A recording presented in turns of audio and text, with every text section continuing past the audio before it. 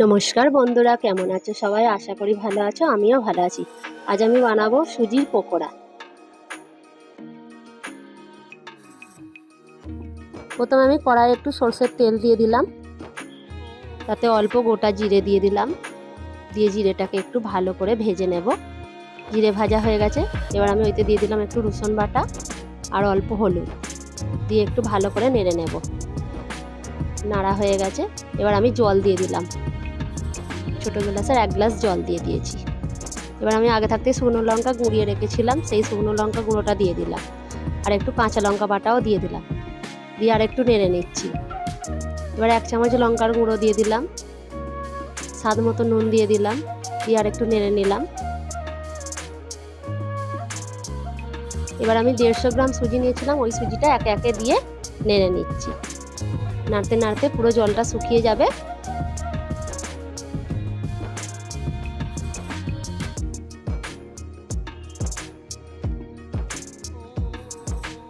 সুজিটা নেড়ে জল শুকিয়ে গেছে।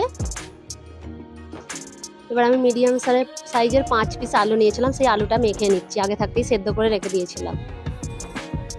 ওই আলু মাখাটা ওইতে দিয়ে দিলাম, দিয়ে একটু ভালো করে নেড়ে নেব, পুরো মিশিয়ে নেব, পুরো নেড়ে নেড়ে সুজির সাথে।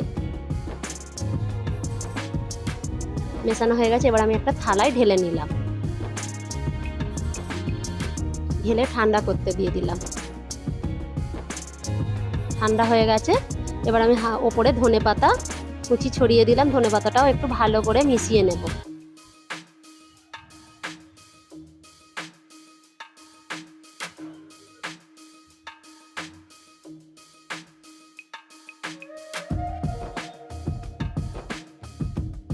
এবার আমি আগে থাকতে হাতে একটু তেল মাখিয়ে নিয়েছিলাম, এবার আমি ওটাকে লম্বা আকার করে ছুরি দিয়ে ছোট ছোট করে কাটবো। এইভাবে ছোট ছোট করে কাটতে হবে, তোমরা যেরকম ভাবে পারো আকার তৈরি করে ভাজতে পারো। আমি এই ছোট ছোট লম্বা আকারে করে ভাজবো।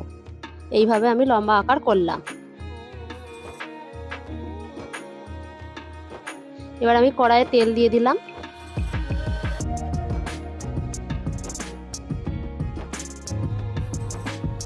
তেল গরম হয়ে গেছে, এবার আমি একে একে দিয়ে দিচ্ছি কড়াতে।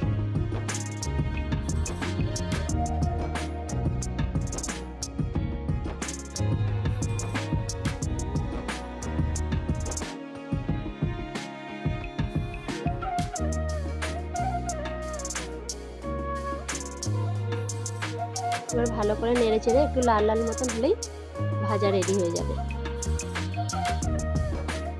এই যে লাল লাল হয়ে গেছে, এবার আমি একটা থালায় তুলে নিচ্ছি।